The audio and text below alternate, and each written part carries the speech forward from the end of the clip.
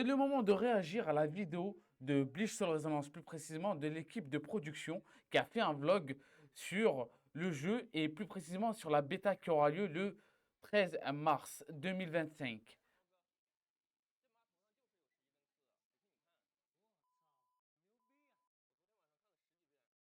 Ok, intéressant. Est-ce qu'on peut voir c'est qui? Je vois pas c'est qui. On va vraiment passer en revue tout ce que l'on peut voir. Euh, on va zoomer ici de cette manière-là pour voir vraiment si on peut voir quel perso est déjà en développement en dehors de ce que l'on sait déjà. Du coup, là, on retourne.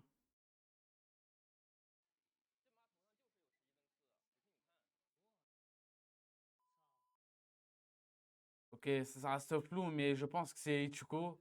Ichigo Bankai est justement, de l'autre version, de la guerre sanglante des 1000 ans. Ok,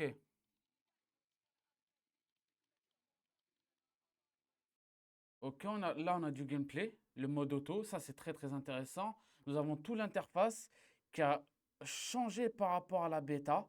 Très très intéressant. Nous voyons également Rukia en haut à droite, je pense que c'est son attaque. Après, nous avons, je pense, en haut, les différents contenus. Et ce que l'on voit ici, pour moi, on va recentrer un peu.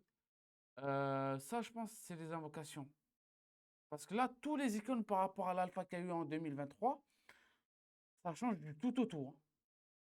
Il n'y a que le logo que l'on voit ici qui n'a pas changé. Ok. Est-ce qu'on peut voir un peu sur les bureaux s'il y a des personnages qui sont en production?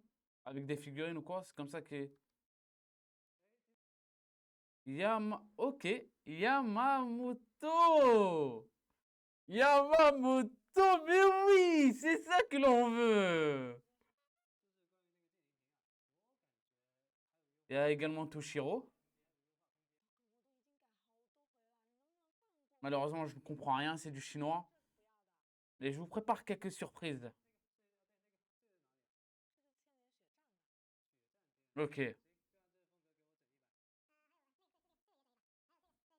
Les maps, il y a Toshiro, Yamamoto. Oh, le gameplay de Yamamoto va être tellement broken. Le premier Yamamoto, même si par rapport à ce qu'on a sur Bleach Brave Soul, on sera étonné. Attendez, là, je viens de voir des figurines. C'est Gin, ça. C'est Gin. C'est Gin qui se trouve ici. Ok. Gin qui est également en production. Enfin, je pense en dev.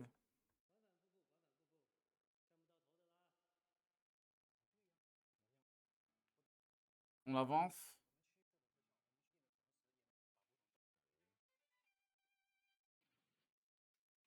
Et là, l'équipe du chef. C'est là où on va avoir un peu plus d'informations concernant le jeu. Ok, nous avons le premier événement. Un délire de gacha, de distributeur. On avait quelque chose de très très similaire à l'alpha, mais c'était pas aussi beau. Lui n'était pas aussi belle. Là, on a le semi-monde ouvert. Je rappelle, c'est du semi-monde ouvert. Je crois que là, ce qui vient d'ouvrir, là où il y a la petite notification, selon moi, je pense que c'est l'émission. Ou les compétences. L'émission ou les compétences.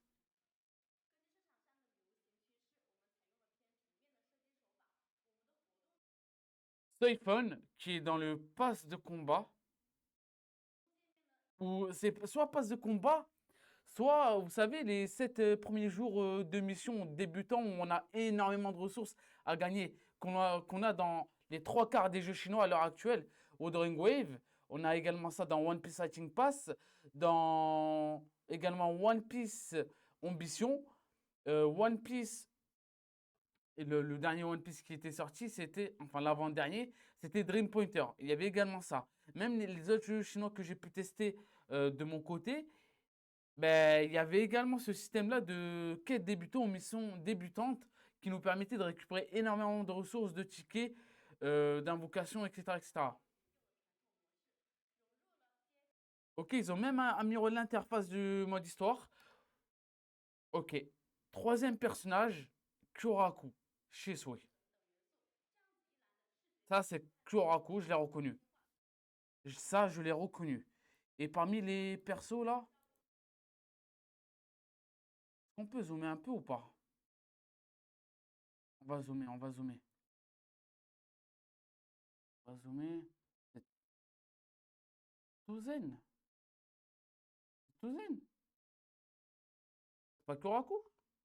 J'ai eu cette impression que ça soit Kyoraku. On va reculer un peu.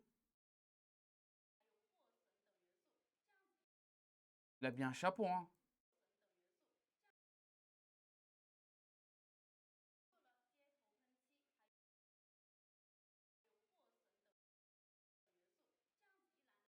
C'est qui est à l'arrière?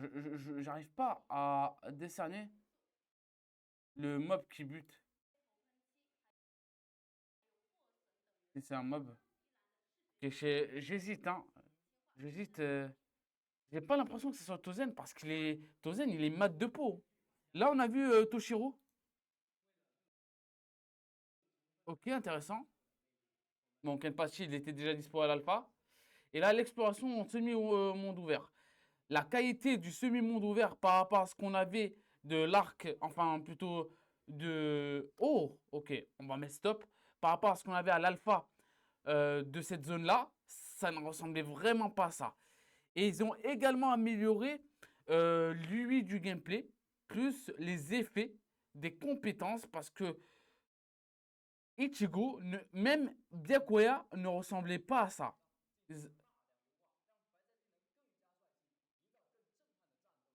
Ils ont bien amélioré. La roulade, elle, n'a pas changé, ok. Cette compétence, elle a changé contre le boss, du coup, Byakuya.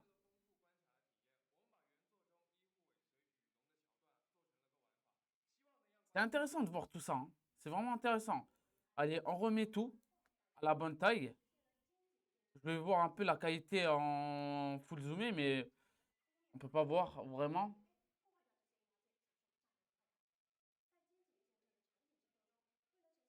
Ils ont changé le gameplay de Ichigo. Ils l'ont changé. Même le gameplay de Byakuya a changé.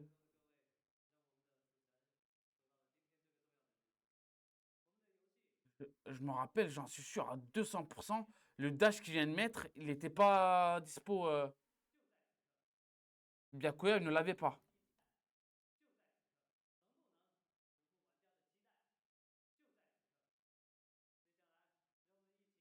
Tout a changé, hein.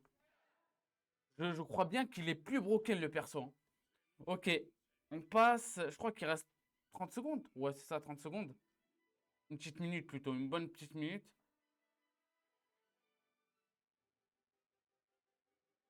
C'est le moment de voir un peu plus de gameplay. Ok,